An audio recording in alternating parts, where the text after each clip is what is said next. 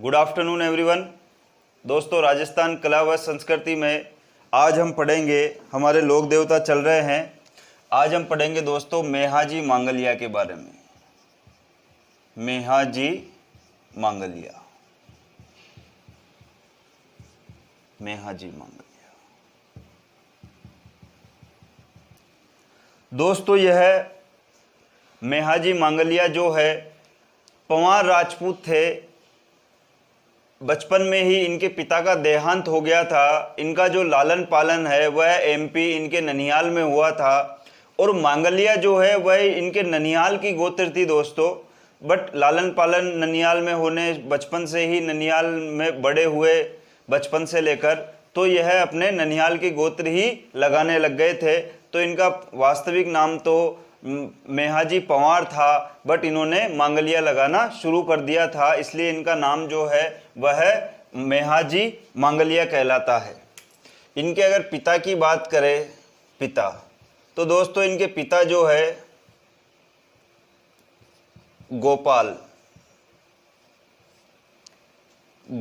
राज पंवार, गोपाल राज पंवार थे। इनके पिता जो है वह गोपाल राज पंवार थे, पंवार राजपूत थे दोस्तों। ये मांगलिया इनके ननिहाल की गोत्र थी। ध्यान रखिएगा, मांगलिया इनके ननिहाल की गोत्र थी। अगर मान लीजिए इनके समकालिक हिंदुस्तान का राजा या बादशाह पूछा जाता है तो यह मुगल बादशाह,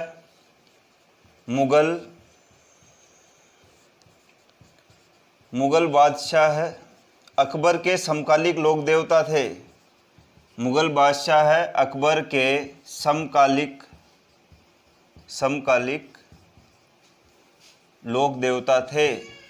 ध्यान रखिएगा, यह प्रश्न पूछा जा सकता है कि मेहाजी मांगलिया के समकालिक कौन सा मुगल बादशाह था, तो आपको पता होना चाहिए अकबर जो है वह मेहाजी मांगलिया के समकालिक मुगल बादशाह था।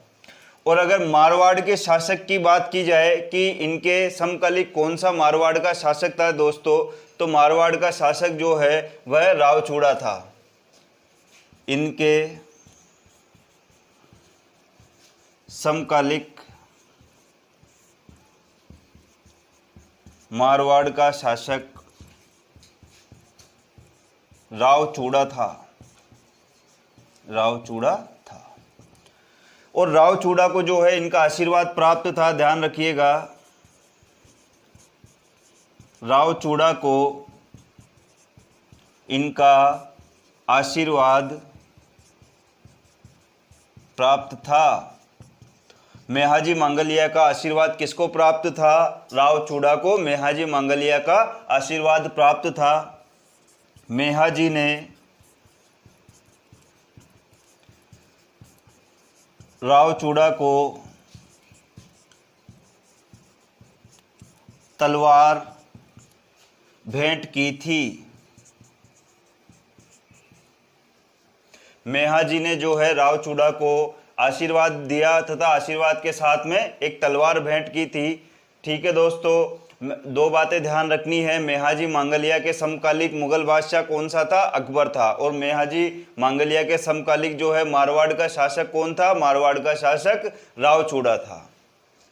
चलिए, अब अगर कहानी की बात की जाए, कहानी की अगर हम बात करें तो दोस्तों एक बार क्या होता है, अपने जैसलमेर के शासक रणकदेव भाटी, जैसलमेर के शासक रणकदेव भाटी के जो सैनिक होते हैं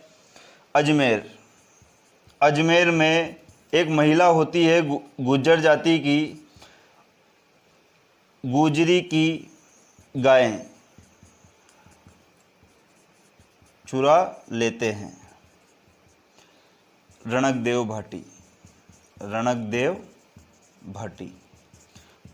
भाटी की सेना, रणकदेव भाटी की जो सेना है वह क्या करती है दोस्तों? अजमेर में एक महिला होती है जिसकी गाय चुरा लेती है। उस समय क्या होता है, मेहाजी जो है पुष्कर से आ रहे होते हैं। मेहाजी कहाँ से आते हैं? पुष्कर से आते हैं। अजमेर में महिला उनको रोती हुई मिलती है रास्ते में। तो मेहाजी उससे पूछते हैं कि आप क्यों रो रहे हो, तो वह मेहाजी को पूरा वृत्तांत बताती है। फिर उसके बाद दोस्तों मेहाजी जो है अजमेर आ गए। मेहाजी अब अजमेर से सीधे कहाँ जाते हैं? जैसलमेर। जैसलमेर। किसके पास? रणकदेव भाटी के पास। और उसे गाय वापस करने के लिए बोलते हैं, लेकिन रणकदेव भाटी जो है मना कर देता है। फिर उसके बाद मेहाजी वापस कहाँ आ जाते हैं? वापिनी गांव। वापिनी गांव आ जाते हैं, ध्यान रखिएगा, अपने गांव आ जाते हैं वापिनी गांव। फिर कुछ समय पश्चात मेहाजी जो है युद्ध करते हैं रणकदेव भाटी से, और इस युद्ध में क्या होता है? वीर गति को प्राप्त हो जाते हैं। कौन प्राप्त हो जाते हैं? मेहाजी किसको प्राप्त होते हैं? वीर गति को प्राप्त होते हैं। तो गायों को छुड़वाने के लिए, गायों की रक्षा के लिए इन्होंने अपने प्राणों का बलिदान दे दिया था। इस वजह से इनको लोक देवता माना जाता है। जब यह पुष्कर से आ रहे थे, अजमेर में एक महिला इनको रोते हुए मिलती है, क्योंकि उसकी गाय जैसलमेर के शासक रणकदेव भाटी की सेना उसकी गायें उठाकर ले जाती है। मेहाजी यहाँ से जैसलमेर जाते हैं और रणकदेव भाटी से विनती करते हैं गायें छोड़ने के लिए, बट वह मना कर देता है। फिर इसके बाद मेहाजी वापस वापिनी गांव आते हैं। उसके कुछ समय बाद में फिर युद्ध करते हैं रणकदेव भाटी से। इस युद्ध में जो है मेहाजी वीर गति को प्राप्त हो जाते हैं। तो इस प्रकार से इनको लोक देवता कहा जाता है दोस्तों। डस्टर।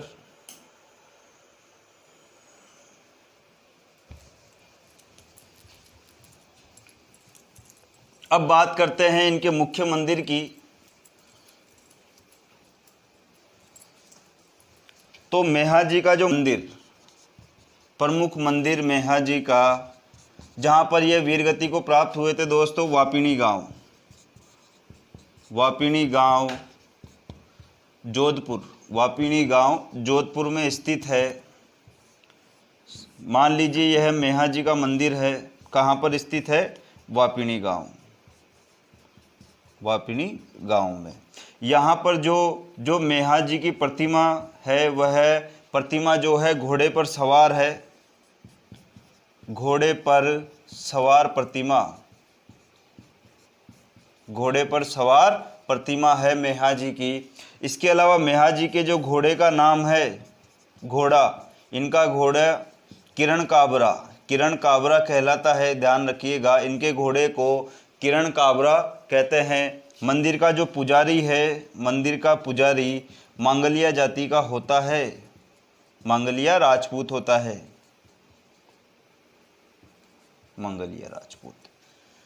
मेला भरता है दोस्तों मेहाजी के मंदिर में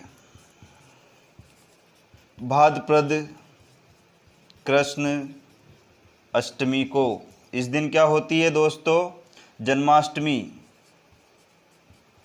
जन्माष्टमी होती है। और मेहाजी के भक्ति से क्या कहते हैं? मेहाजी की अष्टमी।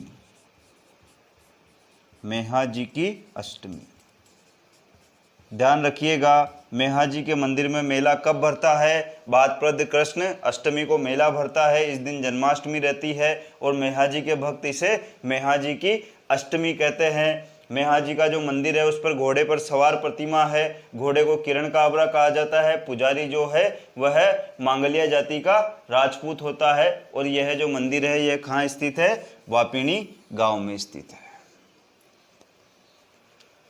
तो दोस्तों ये थे हमारे मेहाजी मांगलिया।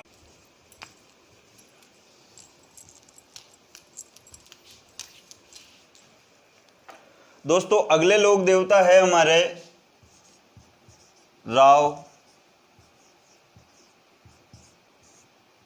मल्लीनाथ जी राठौड़।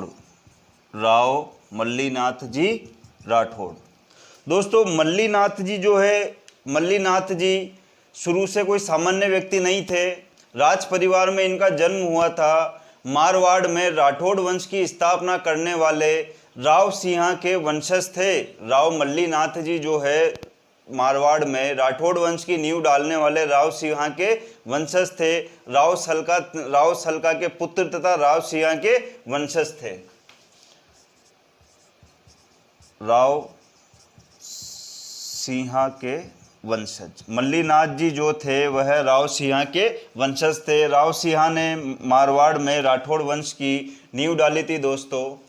जन्म जो है इनका 1358 ईस्वी में हुआ था। इनका जन्म 1358 ईस्वी में हुआ था। और अगर विक्रमी संवत की बात की जाए तो 1415 विक्रमी संवत। मैं पहले ही बता चुका हूँ कि विक्रमी संवत ईस्वी सन से 57 वर्ष आगे चलता है। चलिए अब आगे अगर इनकी बात करें पिता, तो पिता इनके राव सलका थे। राव सलका मारवाड़ के शासक थे, मारवाड़ के राजा, मारवाड़ के शासक राव सलका के पुत्र थे। पत्नी की बात की जाए दोस्तों तो इनकी पत्नी का नाम था रूपा दे, जो कि उगमजी भाटी की शिष्या थी। ध्यान रखिएगा, इनकी पत्नी के गुरु कौन थे? इनकी पत्नी के जो गुरु है वह उगमजी भाटी थे। अब दोस्तों कहानी कुछ इस प्रकार से है कि राव सलका जो थे उनके एक भी पुत्र नहीं था। एक बार राव सलका शिकार खेलने के लिए जंगल में जाते हैं, तो वहाँ पर उन्हें एक साधु मिलते हैं दोस्तों। तो साधु उनसे पूछते हैं कि आप मुझे चेहरे से चिंतित लग रहे हैं, आपके क्या परेशानी है? तो राव सलका उन्हें कहते हैं कि हे गुरुवर, मेरे एक भी पुत्र नहीं है। तो साधु उन्हें आशीर्वाद देते हैं कि तुम्हें 4 पुत्र होंगे, लेकिन मेरी एक शर्त है, बड़े बड़े पुत्र का जो नाम है तुम्हें राव मल्लीनाथ रखना पड़ेगा, तभी तुम्हारे पुत्र जो है वह जीवित रहेंगे।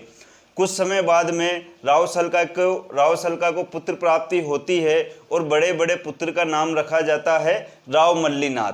अब राव मल्लीनाथ जब बड़े होते हैं तो इनका राज तिलक होता है। भगवा वस्त्र धारण करके ही इनका राज तिलक किया जाता है, क्योंकि साधु के आशीर्वाद से हुए थे। बट इनके ऊपर इनकी पत्नी रूपा दे का काफ़ी अच्छा प्रभाव था। तो रूपा दे से प्रभावित होकर यह उगमजी भाटी से शिक्षा ग्रहण करते हैं। उगमजी भाटी से शिक्षा ग्रहण करके यह अपने भाई वीरमदेव को सब कुछ छोड़कर राजपाट देकर तपस्या के लिए चले जाते हैं। तो क्या था दोस्तों, यह उगमजी भाटी से शिक्षा प्राप्त करते हैं, उगमजी भाटी से शिक्षा प्राप्त करते हैं। तो आप लिख सकते हैं उगमजी भाटी से शिक्षा प्राप्त करके यह राजपाट अपने भाई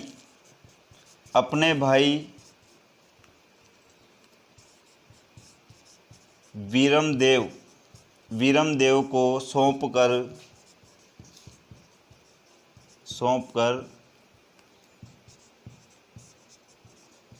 तपस्या के लिए चले जाते हैं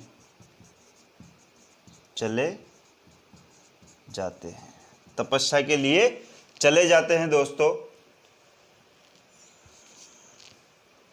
इन्होंने अपने जीवन में कई चमत्कार किए थे। इन्होंने चमत्कारों से लोगों के जो है दुख दर्द दूर किए थे दोस्तों। और जो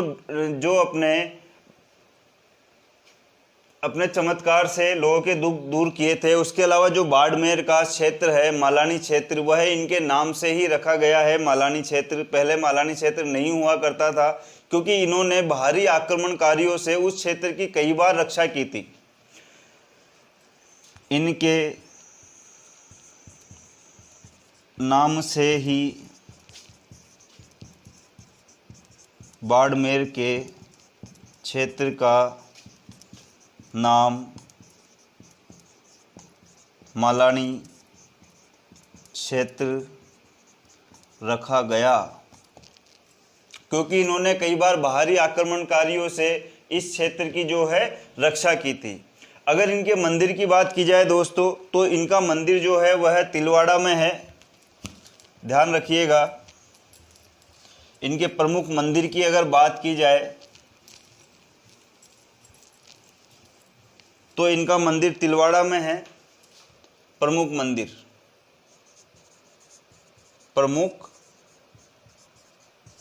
मंदिर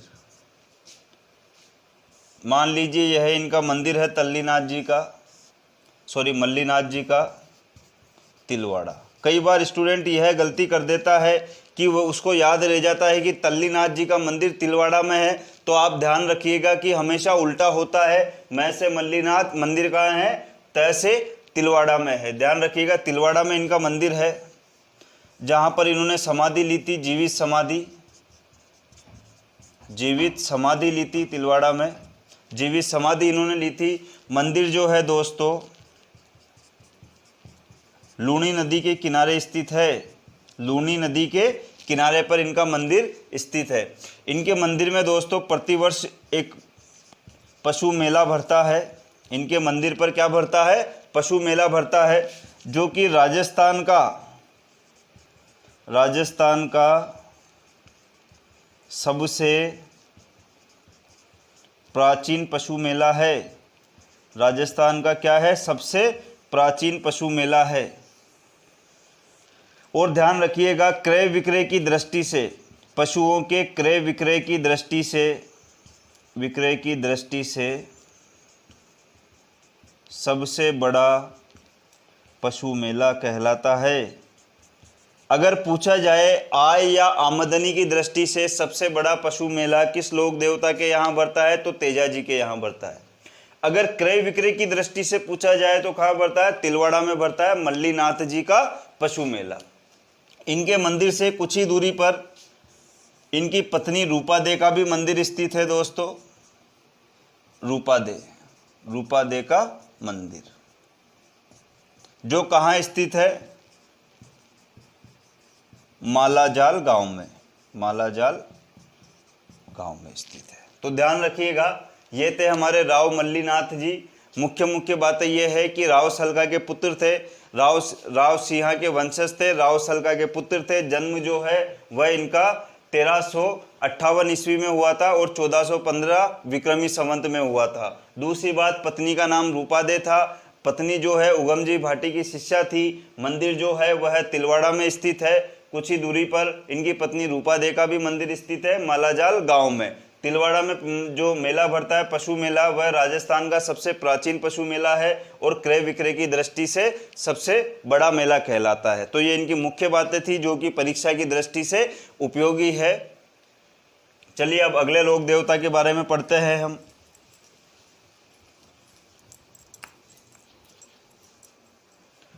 दोस्तों अगले लोक देवता जो है हमारे तल्लीनाथ जी है।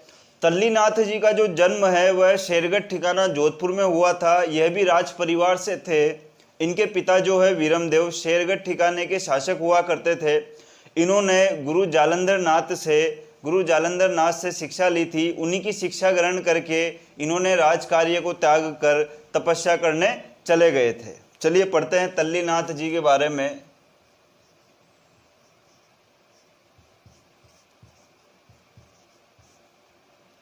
तल्लीनाथ जी, दोस्तों तल्लीनाथ जी का जन्म शेरगढ़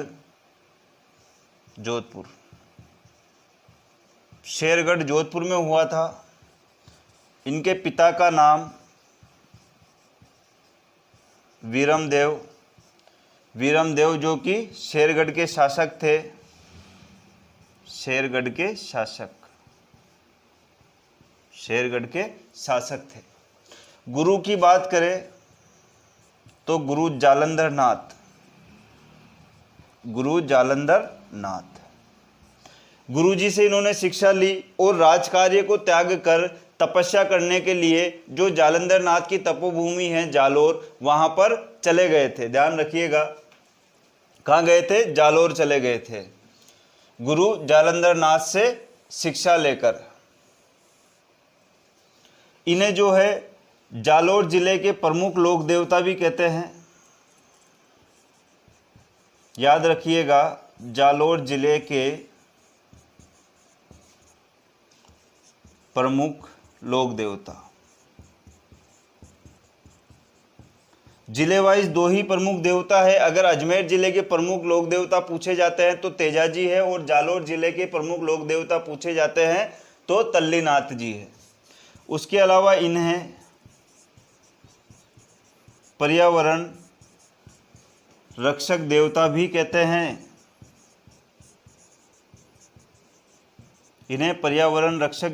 कहते हैं। दोस्तों अगर इनके प्रमुख मंदिर की बात की जाए इनका जो प्रमुख मंदिर है,